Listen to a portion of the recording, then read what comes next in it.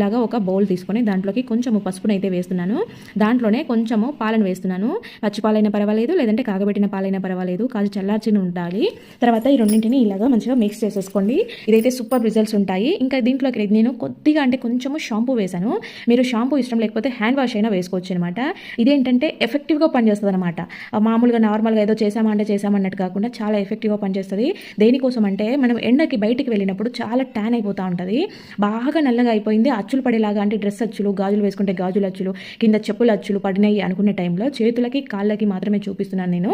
ఇవి ఇలాగా మంచిగా అప్లై చేసేసుకోండి. షాంపూ కానీ హ్యాండ్ వాష్ కానీ రెండిట్లో ఏదైనా పర్వాలేదు. అప్లై చేసేసి ఒక 5 మినిట్స్ అలాగే వదిలేసి ఆ తర్వాత దీన్ని బాగా స్క్రబ్ చేసినట్టుగా ఇలాగా రుద్దేసి ఆ తర్వాత మీరు చల్లనీళ్ళతో వాష్ చేసేసుకోండి. ఇది చాలా వరకు మనకి ట్యాన్ అంతా కూడా తగ్గిపోతుంది. మీరు అబ్జర్వ్ చేస్తారు, ఫస్ట్ వాష్లోనే ట్యాన్ తగ్గిపోతుంది. ఇంకా ఎక్కువగా ఉంది అనుకున్నప్పుడు ఒక 2-3 సార్లుగా అలాగా చేసేయండి. మీకు మళ్ళీ నార్మల్గా ఈ స్కిన్ ఆ స్కిన్ కలిసిపోయి కనిపిస్తుంది అనమాట. అచ్చులు పడినవన్నీ కూడా పోతాయి.